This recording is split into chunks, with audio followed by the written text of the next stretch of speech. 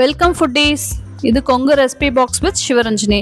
இன்னைக்கு நம்ம பார்க்க போகிற ரெசிபி ஈவினிங் டைமுக்கு நல்லா ஏற்ற மாதிரி மொறுன்னு கிரன்ச்சியான ராகி பக்கோடா தாங்க. வாங்க ரெசிபிக்குள்ளே போகலாம். இதுக்கு தேவையான பொருட்கள் என்னென்னு பார்த்துடலாம்.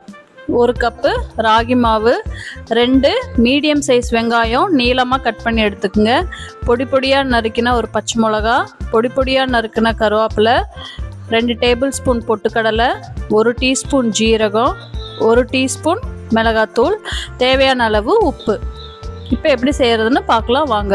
ஒரு பவுலில் ராகி மாவு, வெங்காயம், பச்சை மிளகா, கருவேப்பிலை, ஜீரகம், பொட்டுக்கடலை, மிளகாத்தூள், தேவையான அளவு உப்பு, 1 சிட்டிகை இட்லி சோடா, இது எல்லாத்தையும் சேர்த்து நல்லா பிசைஞ்சுக்குங்க.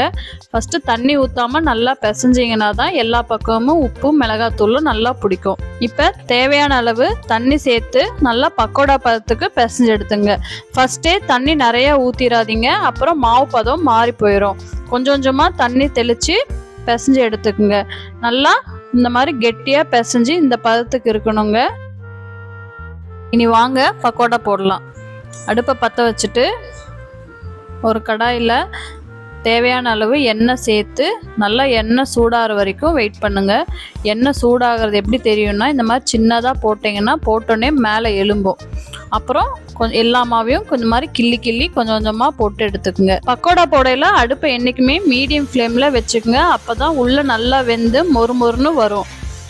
கொஞ்ச நேரம் கழித்து இந்த மாதிரி கரண்டியை விட்டு திருப்பி எடுத்துக்குங்க.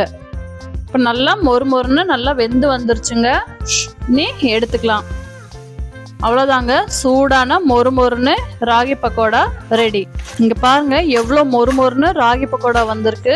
நீங்களும் இந்த ரெசிபியை கண்டிப்பாக வீட்டில் ட்ரை பண்ணிவிட்டு இதே மாதிரி மொறுன்னு வந்திருக்கான்னு கீழே கமெண்ட் பாக்ஸில் சொல்லுங்கள்.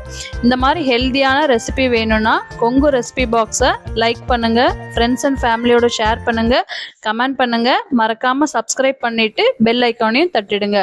இது Kongu recipe box. Cook with love, eat with happiness.